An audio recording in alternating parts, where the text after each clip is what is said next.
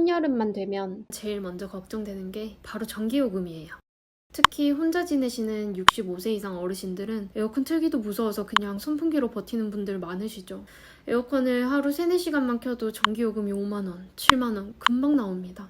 그런데 이런 상황을 조금이라도 덜어줄 수 있는 정부 제도가 하나 있어요.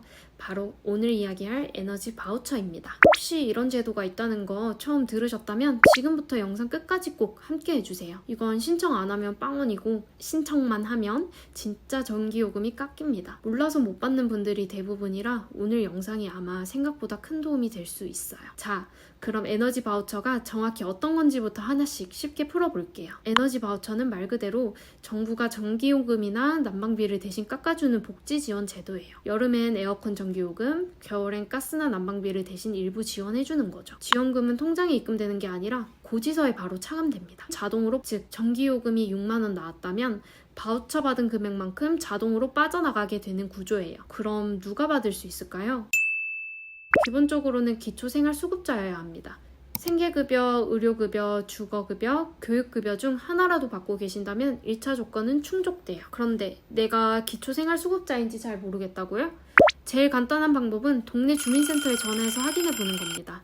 혹시 제가 기초생활수급 대상자인지 확인 가능할까요? 라고 물어보면 이름과 주민등록번호만으로 바로 조회해줍니다. 혹은 복지로 홈페이지에 접속해서 복지 서비스 모의 계산을 해보면 내가 해당될 가능성이 있는지 간단히 확인할 수도 있어요.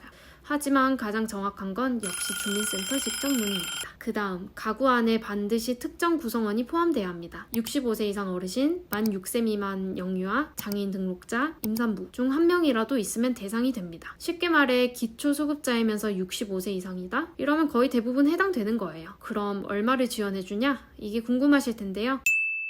2025년 여름 기준으로 1인 가구는 2인 가구는 3인 이상 가구는 전기요금에서 차감됩니다. 적은 금액처럼 들릴 수 있지만 실제 고지서를 보면 체감이 확실해요. 실제 사례를 한번 들려드릴게요.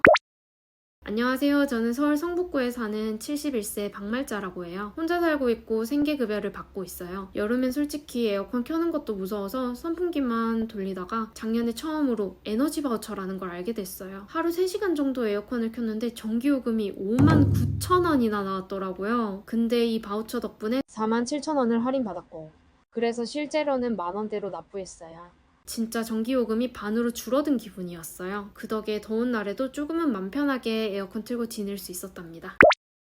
안녕하세요. 저는 경기도 안산에 살고 있는 68세 김명수입니다.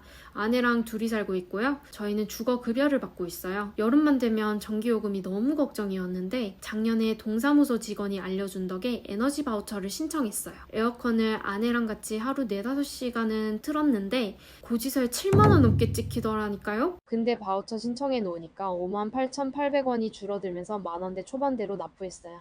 고지서 보면서 이게 진짜 빠지는구나 싶어서 너무 신기했죠. 그 이후로는 여름 되기 전에 무조건 신청합니다.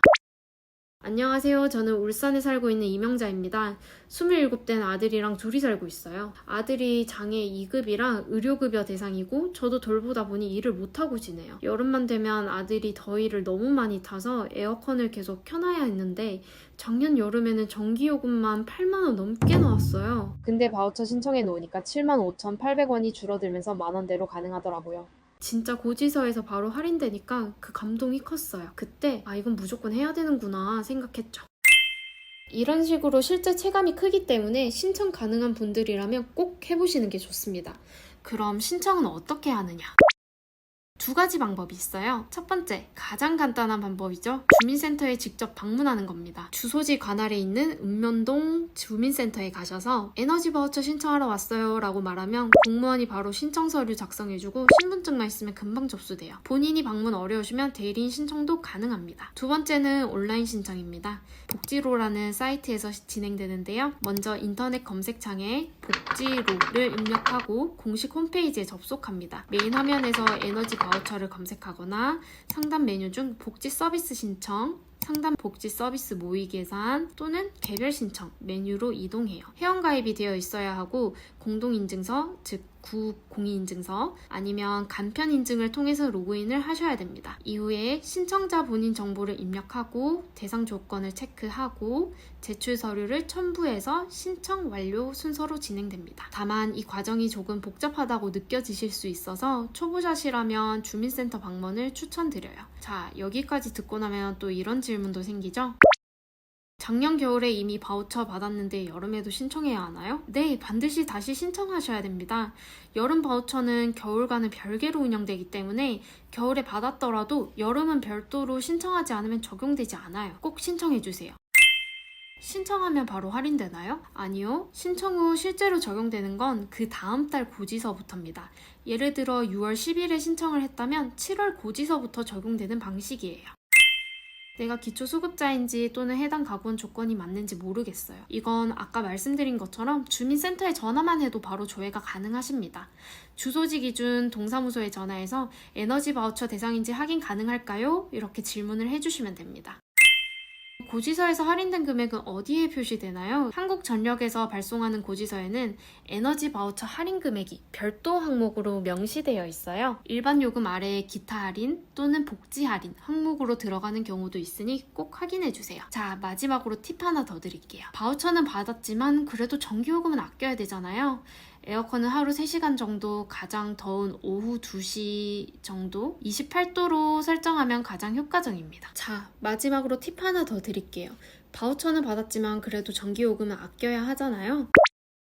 에어컨은 하루 3시간 정도, 가장 더운 오후 2시부터 6시 사이에만 트는 게 좋고 온도는 26도에서 28도 사이로 설정하면 효과적입니다. 그리고 선풍기를 함께 사용하면 냉방 효과는 그대로 유지하면서 전기 소모는 확 줄어요. 또 에어컨 필터는 2주에 한 번 정도 청소하면 또 전력 효율이 올라가서 더 시원하게 쓸 수 있어요. 이런 제도 진짜 써야 이득입니다. 어르신 혼자 사시거나 가족 중 해당 조건이 있는 분들이라면 꼭 오늘 영상을 공유해주세요. 이 채널은 복잡한 정책 정보를 초등학생도 이해할 수 있게 풀어드리는 곳입니다. 어려운 제도 같이 알면 도움되고 몰랐던 지원금 챙길 수 있게 도와드릴게요. 영상이 도움되셨다면 구독과 좋아요 꼭 부탁드리고 댓글로 궁금한 점 남겨주시면 다음 영상에서 더 쉽게 풀어드릴게요. 감사합니다.